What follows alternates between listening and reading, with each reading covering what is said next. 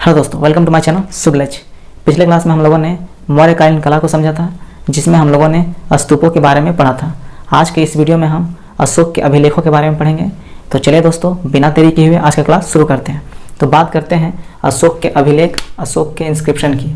तो भारत में अभिलेख का प्रचलन अशोक द्वारा किया गया था। बात करें तो हालांकि जो अभिलेख थे वे अशोक के शासनकाल के पहले भी हमें भारत में देखने को मिलते हैं, लेकिन अशोक ने बहुत बड़ी मात्रा में अभिलेख का प्रचलन किया भारत में।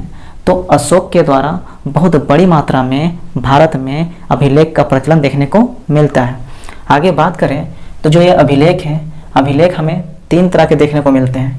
पहला शिलालेख, दूसरा स्तंभ लेख और तीसरा गुहालेख। शिलालेख की बात करें, रॉक एडिक्ट, तो जो शिलालेख होते थे, कोई पत्थर होता था, उसमें कुछ खुदवा दिए जाते थे, कुछ लिखवा दिए जाते थे, तो वही हो गए शिलालेख। स्तंभ लेख की बात करें तो स्तंभ लेख में स्तंभ बनवा दिए गए और उसमें कुछ लिखवा दिए गए, तो वो हो गया स्तंभ लेख यानी पिलर एडिक्ट। तीसरा बात करते हैं गुहालेख, तो गुफाओं का निर्माण करवा दिया जाता था और गुफाओं में कुछ लिखवा दिया जाता था, तो वही हो गया गुहालेख, केव एडिक्ट। अब आगे बात करें तो अशोक के शिलालेख में हमें वृहद शिलालेख देखने को मिलते हैं, जिनकी संख्या 14 है। हमें लघु शिलालेख भी देखने को मिलते हैं और कुछ पृथक शिलालेख यानी अलग से कुछ शिलालेख देखने को मिलते हैं।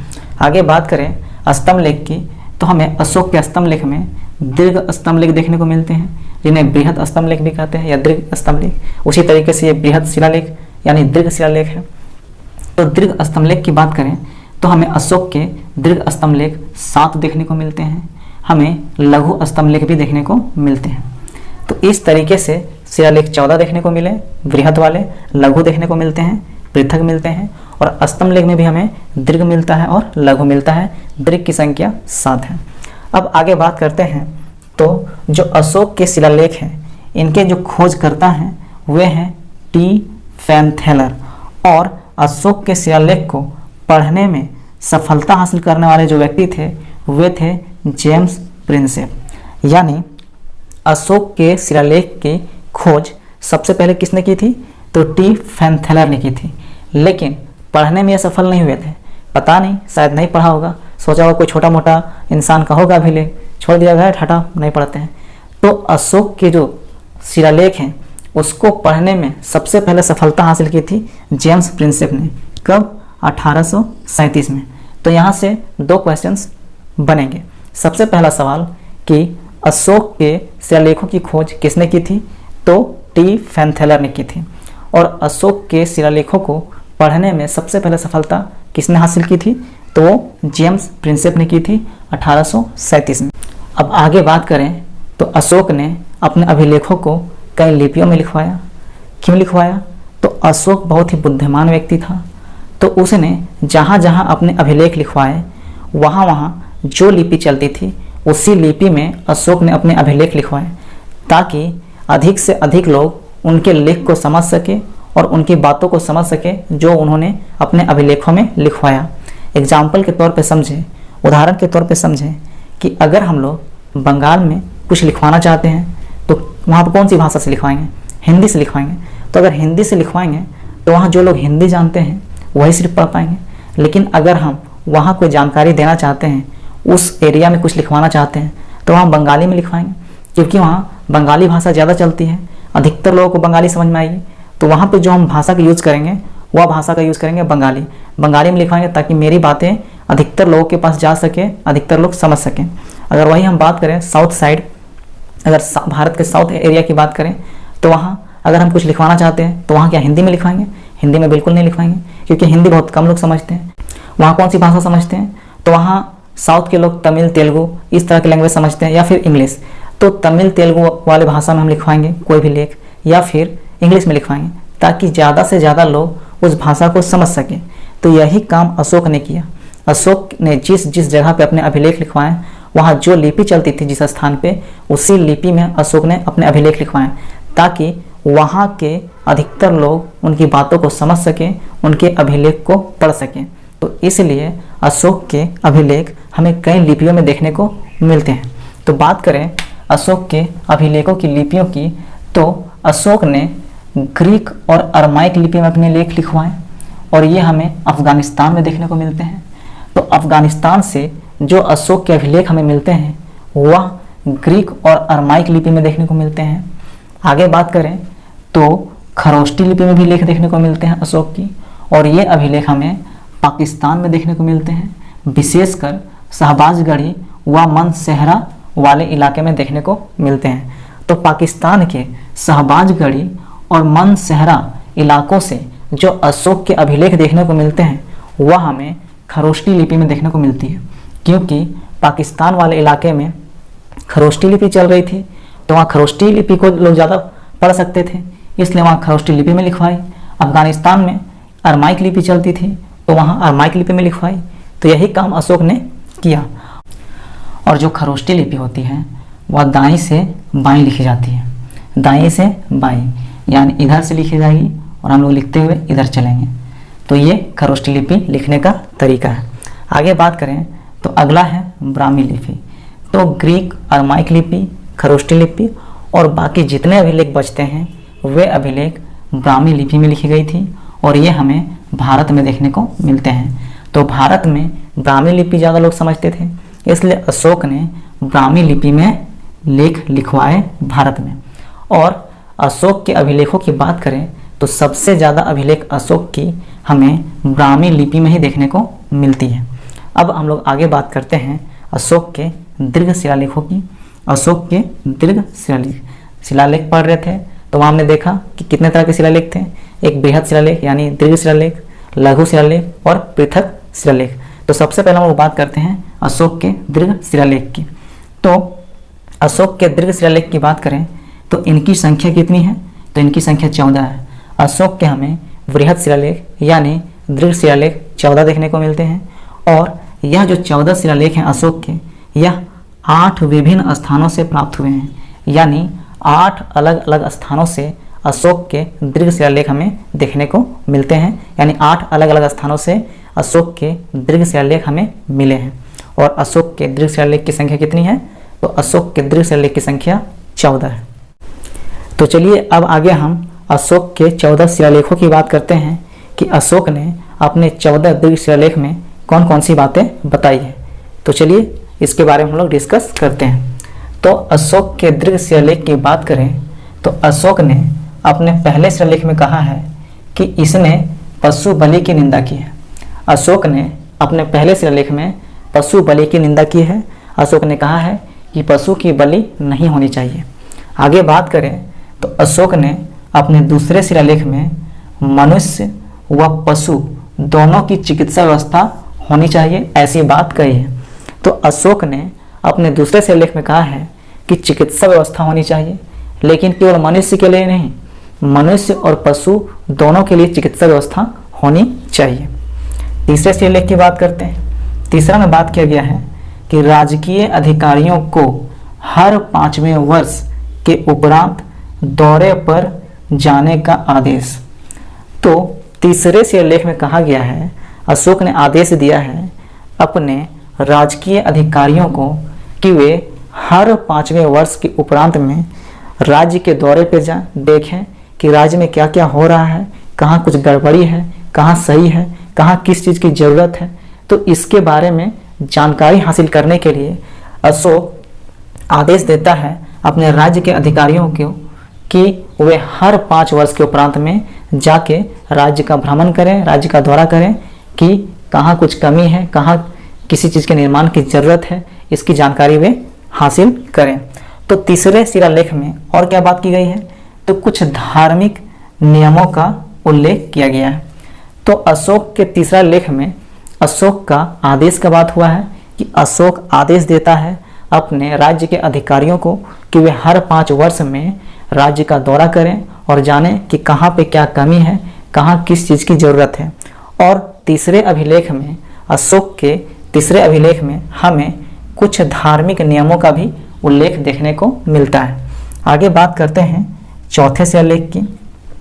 तो चौथे शिलालेख में भेरी घोष की जगह धम घोष की घोषणा, यानी हम लोगों ने पढ़ा था कि जब अशोक कलिंग का युद्ध करता है तो उसमें इतने हत्याएं होती है, बच्चों की, बूढ़ों की, औरतों की। तो इसके वजह से अशोक बहुत परेशान हो जाता है और अशोक का हृदय परिवर्तन हो जाता है कलिंग के युद्ध के बाद, और वह भैरी घोष की जगह धर्म घोष को अपना लेता है, यानी युद्ध की नीति छोड़ देता है और अहिंसा के मार्ग पे चलने लगता है। और इसकी जानकारी हमें अशोक के चौथे शिलालेख से मिलती है। आगे बात करते हैं तो पांचवें शिलालेख की बात करें तो धर्म महामात्रों की नियुक्ति की जानकारी मिलती है। तो अशोक के पांचवें शिलालेख से हमें धर्म महामात्रों की नियुक्ति की जानकारी मिलती है कि अशोक के शासनकाल में धर्म महामात्रों की नियुक्ति की जाती थी। आगे बात करें तो जो छठा शिलालेख है इसमें आत्मनियंत्रण की शिक्षा की बात की है। अशोक छठे शिलालेख में कहते हैं कि सभी को आत्मनियंत्रण रखना चाहिए, अपने आप में नियंत्रण रखना चाहिए। तो ये छठे शिलालेख में अशोक ने कहा है। आगे बात करें तो अगला है सातवां और आठवां शिलालेख। ये सातवां और आठवां दोनों शिलालेख में अशोक की तीर्थ यात्रा की बात की है। जब अशोक बौद्ध धर्म को अपना लेता है और वह बौद्ध धर्म का प्रचार प्रसार करने के लिए उत्साहित हो जाता है, तैयार हो जाता है, तो वह कुछ बौद्ध धर्मों के जगह स्थान में यात्रा करने के लिए जाता है। जब बौद्ध धर्म अपना लेता है तो वह बौद्ध धर्म से जुड़े स्थानों पर जाता है, क्या करने, यात्रा करने। तो उसकी जानकारी हमें अशोक के सातवें और आठवें शिलालेख से मिलता है, यानी अशोक के तीर्थ यात्रा की जानकारी हमें अशोक के सातवें और आठवें शिलालेख से मिलता है। और अभी हम लोग दीर्घ शिलालेख की बात कर रहे हैं, 14 दीर्घ शिलालेख, और इसमें सातवें और आठवें में हमें अशोक की तीर्थ यात्रा की जानकारी मिलती है। आगे बात करते हैं नौवें शिलालेख की, 9 नंबर के शिलालेख। इसमें सच्ची भेंट तथा सच्चे शिष्टाचार की बात की है। अशोक ने इसमें कहा है कि सच्चे शिष्टाचार होना चाहिए, सच्चा, और सच्ची भेंट भी होनी चाहिए, किसी को भी सच्चा भेंट दिया जाना चाहिए और आपके पास सच्चा शिष्टाचार होना चाहिए। इसकी बात अशोक ने की है अपने 9वें शिलालेख में। आगे बात करते हैं 10वां शिलालेख। 10वां शिलालेख में क्या है तो राजा तथा उच्च अधिकारी हमेशा प्रजा के हित में सोचें। तो अशोक के 10वें शिलालेख में क्या पता चलता है तो इसमें बताया गया है कि राजा को तथा उच्च अधिकारी को हमेशा प्रजा के हित के बारे में सोचना चाहिए, प्रजा के भलाई के बारे में सोचना चाहिए। साम्राज्य के जो राजा होते थे और उस साम्राज्य के जो उच्च अधिकारी होते थे उन्हें हमेशा अपने प्रजा के हित के बारे में सोचना चाहिए, अपने प्रजा के भलाई के बारे में सोचना चाहिए। और इसकी जानकारी हमें अशोक के 10वें शिलालेख से देखने को मिलती है। आगे बात करें तो अशोक का जो 11वां शिलालेख है इसमें धम्म की व्याख्या देखने को मिलती है, यानी धम्म के बारे में हमें जानकारी अशोक के 11वें शिलालेख से देखने को मिलती है। आगे बात करते हैं अशोक का 12वां शिलालेख। इसमें स्त्री महामात्रों की नियुक्ति की जानकारी मिलती है और सभी प्रकार के विचारों का सम्मान देखने को मिलता है। तो अशोक हर धर्म को मानता था। अशोक चाहे वह बौद्ध धर्म हो, बौद्ध धर्म को तो अपनाया था अशोक ने, लेकिन इसके अलावे वह हर धर्म को सम्मान देता था, हर धर्म को एक नज़र से देखता था, उनके विचारों को सम्मान देता था। तो अशोक ने कहा है कि सभी प्रकार के विचारों का सम्मान करना चाहिए और ये बात अशोक ने अपने 12वें शिलालेख में कहा है। और 12वें शिलालेख में हमें इसकी भी जानकारी मिलती है कि अशोक स्त्री महामात्रों की नियुक्ति करता था। स्त्री महामात्रों की नियुक्ति की जानकारी हमें अशोक के 12वें शिलालेख से मिलती है और सभी प्रकार के विचारों का सम्मान करना चाहिए, इसकी जानकारी भी हमें अशोक के 12वें शिलालेख से देखने को मिलती है। आगे बात करते हैं अशोक का 13वां शिलालेख और 13वां शिलालेख से हमें अशोक के कलिंग युद्ध की जानकारी मिलती है। कलिंग युद्ध का वर्णन देखने को मिलता है अशोक के 13वां शिलालेख में और इसी में हमें अशोक के हृदय परिवर्तन की जानकारी मिलती है। जब कलिंग युद्ध होता है तो कलिंग युद्ध होने के बाद ही अशोक का हृदय परिवर्तन होता है। तो कलिंग युद्ध की जानकारी 13 नंबर और हृदय परिवर्तन की जानकारी 13 नंबर यानी 13वां शिलालेख। और इसमें हमें 5 यवन राजाओं के नाम देखने को मिलते हैं जिनके पास अशोक ने धम्म प्रचारक भेजे थे। 5 यवन राजाओं के नाम देखने को मिलते हैं जिनके पास अशोक ने अपने धम्म प्रचारक भेजे थे। तो अशोक के 13वां शिलालेख से हमें 3 चीज़ों की जानकारी मिलती है।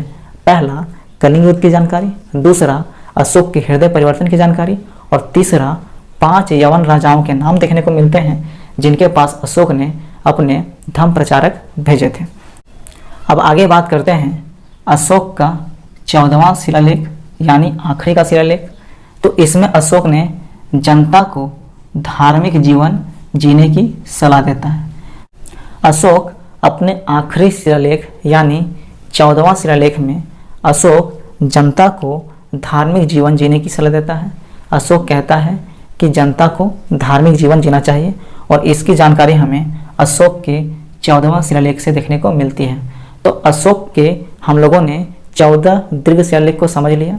अब आगे हम लोग अशोक के लघु शिलालेख को समझेंगे। अब आगे बात करते हैं अशोक के लघु शिलालेख के बारे में, शॉर्ट रॉक एडिक्ट के बारे में। तो अशोक के लघु शिलालेख में हमें अशोक के व्यक्तिगत जीवन की जानकारी मिलती है।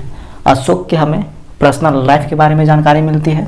पर्सनल लाइफ के बारे में कहाँ से जानकारी मिलती है? तो अशोक के लघु शिलालेख से। तो सबसे पहला पॉइंट कि अशोक के लघु शिलालेख से हमें अशोक के पर्सनल लाइफ यानी व्यक्तिगत जानकारी मिलती है, व्यक्तिगत जीवन की जानकारी मिलती है। आगे बात करते हैं तो अशोक के लघु शिलालेख हमें कई स्थानों से प्राप्त हुए हैं। तो इनमें से पहला स्थान है रूपनाथ जबलपुर, यहाँ से हमें शिलालेख मिले हैं लघु। अगला है गुर्जरा दतिया, यहाँ से भी हमें लघु शिलालेख मिले हैं। अगला है सारामारो शहडोल और अगला है पनगुडरिया सीहोर, यानी हमें इन स्थानों से अशोक के लघु शिलालेख देखने को मिलते हैं। अब आगे बात करें तो अशोक के अन्य महत्वपूर्ण लघु शिलालेख हैं। तो सबसे पहला महत्वपूर्ण जो शिलालेख है वह है मास्की अभिलेख, जो कर्नाटक में स्थित है। मास्की अभिलेख की क्या विशेषता है? तो मास्की अभिलेख में अशोक ने खुद को, स्वयं को बुद्ध शाक्य कहा है। अशोक ने क्या कहा है? अपने आप को बुद्ध शाक्य बताया है मास्की अभिलेख में। और मास्की अभिलेख में ही अशोक का नाम अशोक ही देखने को मिलता है। अशोक का नाम अशोक ही देखने को मिलता है। अशोक का नाम मास्की अभिलेख के अलावे और बहुत सारे अभिलेख हैं जिनमें अशोक का नाम अशोक देखने को मिलता है। ये नेतुर अभिलेख, इसमें भी हमें अशोक ही मिलता है। उड़ेगोलम, सन्नाती तथा सभी कर्नाटक में जितने भी अभिलेख अशोक के मिले हैं, इन सभी में अशोक का नाम अशोक ही देखने को मिलता है। तथा गुर्जरा दतिया का जो अभिलेख है उसमें भी अशोक का नाम अशोक देखने को मिलता है। तो अशोक का नाम अशोक हमें मास्की अभिलेख से देखने को मिलता है, नेतुर अभिलेख से देखने को मिलता है, उड़ेगोलम मिलता है, सन्नाती में मिलता है और जितने भी कर्नाटक के अभिलेख हैं उन सब में मिलता है। साथ ही गुर्जरा और दतिया में भी मिलता है। अब आगे बात करते हैं तो अगला है भाभू यानी वैराट अभिलेख। ये राजस्थान से प्राप्त हुआ है। तो इस अभिलेख में अशोक ने अपने आप को मगधाधिराज कहा। अशोक ने अपने आप को मगधाधिराज कहलवाया, यानी मगध का राजा। और इस अभिलेख की और क्या खास बात है? तो इसमें अशोक ने बौद्ध धर्म के त्रिरत्न बुद्ध, धम्म, संघ के प्रति आस्था प्रकट की है। मतलब जो भाभू यानी विराट अभिलेख है, इसमें अशोक ने अपने आप को मगधाधिराज कहा है, यानी मगध का राजा कहा है। और साथ ही वह बौद्ध धर्म के त्रिरत्न बुद्ध, धम्म और संघ के प्रति आस्था प्रकट की है, सम्मान प्रकट किया है। तो बात करें तो अशोक के जितने भी अभिलेख मिलते हैं उनमें अशोक का कोई एक नाम नहीं मिलता है। हर जगह से अलग अलग नाम मिलते हैं। कहीं मगध का राजा मिलता है, तो कहीं देव नाम प्रियदर्शी मिलता है, तो कहीं अशोक मिलता है। कहीं पे ऐसा नाम नहीं मिलता है कि मगध का राजा अशोक, तो कहीं मगध का राजा मिलता है। तो इससे पता ही नहीं चल पाता है कि आखिर अभिलेख किसका है। मगध का राजा लिखा हुआ है, तो मगध का राजा बहुत सारे थे, तो कैसे पता चलेगा कि वह अशोक का लिखा हुआ था अभिलेख, अशोक का लिखवाया गया अभिलेख था। कहीं अशोक मिलता है तो सिर्फ अशोक, तो अशोक से मतलब क्या?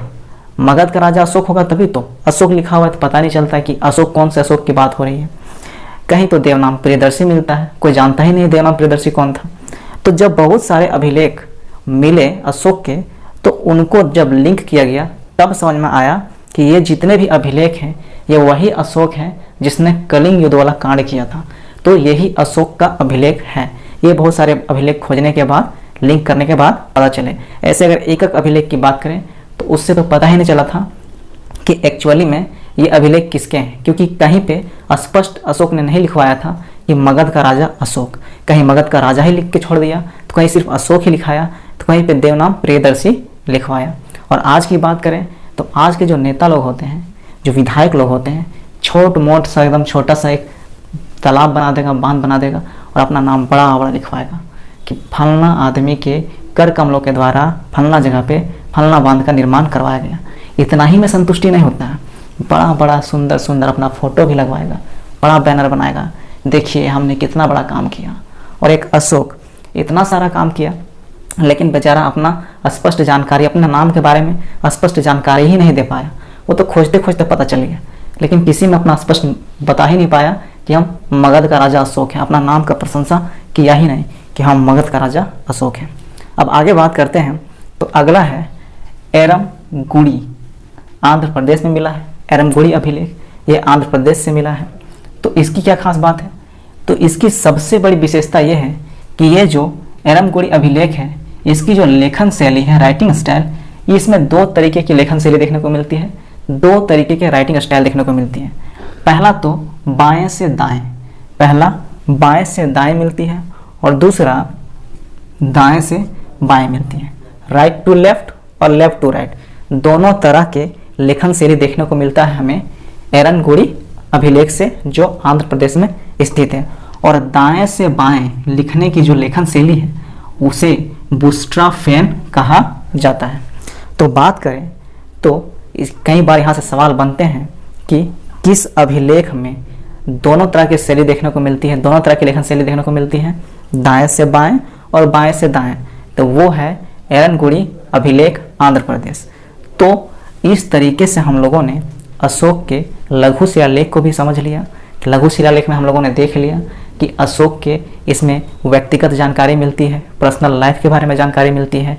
हमें बहुत सारे जगह से अशोक के लघु शिलालेख देखने को मिले, रूपनाथ, गुर्जरा, सारोमारो, पनगुड़रिया। इसके बाद हम लोगों ने देखा कुछ अन्य महत्वपूर्ण लघु शिलालेख अशोक के, मास्की अभिलेख देखा जिसमें अशोक के कई नाम देखने को मिलते हैं, अशोक का नाम अशोक ही देखने को मिलता है, बुद्ध शाक्य देखने को मिलता है। फिर हम लोगों ने भाभू विराट अभिलेख के बारे में जाना जिसमें अशोक ने खुद को मगध का राजा बताया है, मगधाधिराज बताया है, और इसमें त्रिरत्न बोध के बौद्ध धर्म और संघ के प्रति अपनी आस्था को प्रकट किया है। और इसके बाद हम लोगों ने एरमगुड़ी अभिलेख के बारे में जाना जो आंध्र प्रदेश से प्राप्त हुआ है, और इसकी सबसे बड़ी विशेषता ये है कि ये दो तरह के लेखन शैली में देखने को मिलती है, एक दाएं से बाएं और एक बाएं से दाएं। तो इस तरीके से हम लोगों ने अशोक के लघु शिलालेख को कंप्लीट कर लिया है। अब हम लोग नेक्स्ट वीडियो में अशोक के अभिलेख को ही कंटिन्यू करेंगे। तो आज की वीडियो यहीं समाप्त होती है। अब हम लोग नेक्स्ट वीडियो में मिलेंगे। जय हिंद दोस्तों।